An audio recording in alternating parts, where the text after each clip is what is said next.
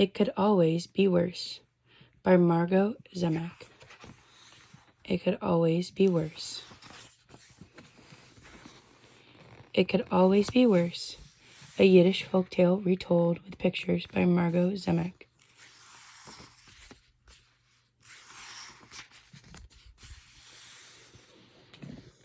Once upon a time, in a small village, a poor, unfortunate man lived with his mother, his wife, and his 6 children in a little one-room hut. Because they were so crowded, the man and his wife often argued. The children were noisy, and they fought. In the winter, when the nights were long and the days were cold, life was especially hard. The hut was full of crying and quarreling. One day, when the poor, unfortunate man couldn't stand it any more, he ran to the rabbi for advice.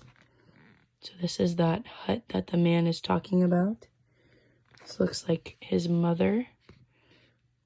And that looks like the man, and he just looks super overwhelmed. So there's a lot going on here. And he said he had 6 children. "Holy Rabbi," he cried, "things are in a bad way with me and getting worse. We are so poor that my mother, my wife, my 6 children, and I all live together in one small hut. We are too crowded and there's so much noise. Help me, Rabbi, I'll do whatever you say." The rabbi thought and pulled on his beard. At last he said, "Tell me, my poor man, do you have any animals, perhaps a chicken or 2? "Yes," said the man, "I do have a few chickens, also a rooster and a goose." "Ah, that's fine," said the rabbi. "Now go home and take the chickens, the rooster, and goose into your hut to live with you." "Yes, indeed, Rabbi," said the man, though he was a bit surprised. So here's the rabbi and here's the man. And for those of you who don't know, a rabbi is like a Jewish pastor. I think it's a little odd that the rabbi said that he should have a goose and some chickens in his house with him. This must be like the village that they live in. And this is the man's house. The poor, unfortunate man hurried home and took the chickens, the rooster, and the goose out of the shed and into his little hut. And there his daughter is helping him.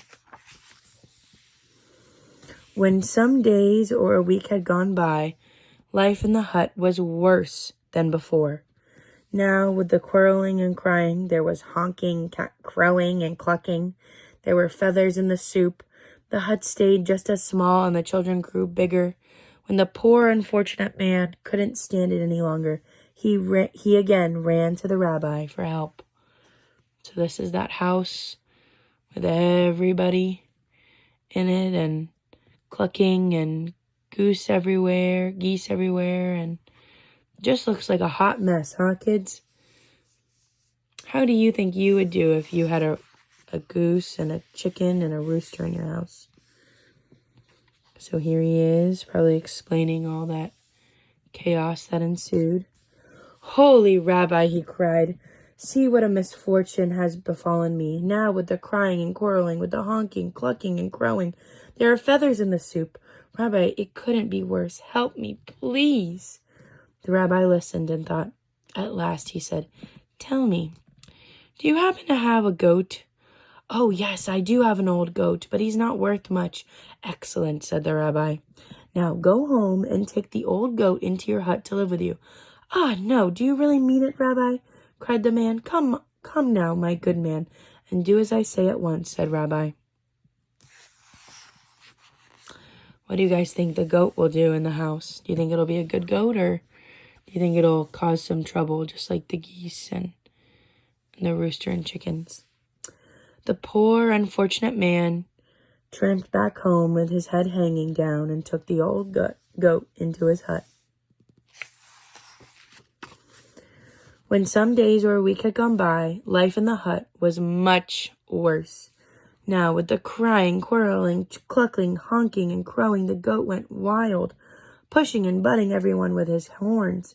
The hut seemed smaller, the children grew bigger. When the poor, unfortunate man couldn't stand it another minute, he again ran to the rabbi. So here's that house now with that old goat.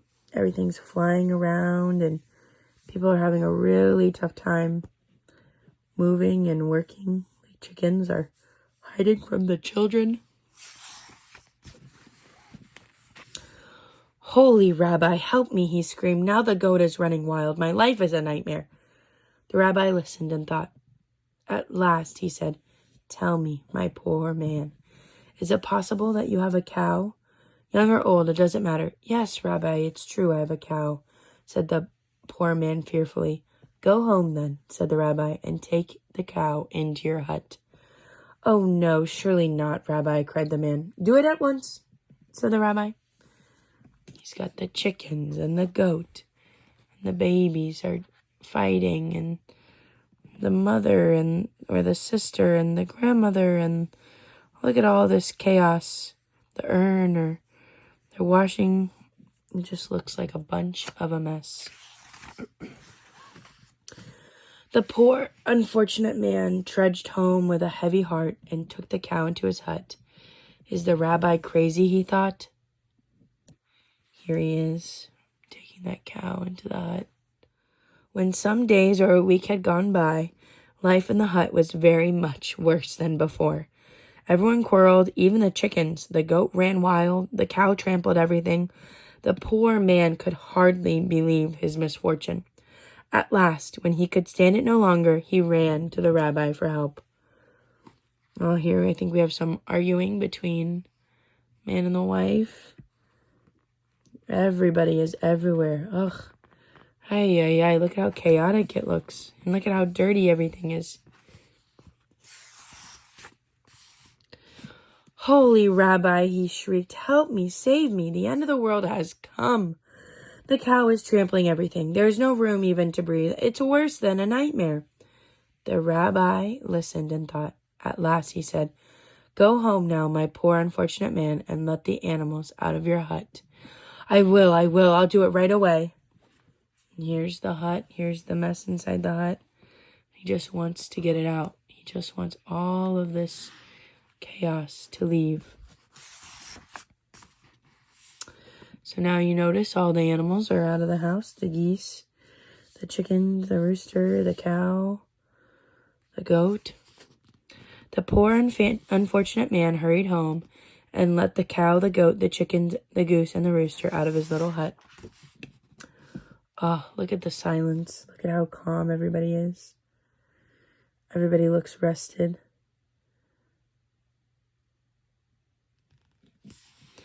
That night, the poor man and all his family slept peacefully. There was no crowing, no clucking, no honking. There was plenty of room to breathe. The very next day, the poor man ran back to the rabbi. Holy Rabbi, he cried, you have made life sweet for me with just my family in the hut. It's so quiet, so roomy, so peaceful. What a pleasure. And that is the book. It could always be worse. I think what the rabbis really was trying to teach the man was that you have to be thankful for what you have, and it could always get worse. So you have to be fortunate of the times and the things when things are blissfully just life. So children, again, remember, it could always be worse.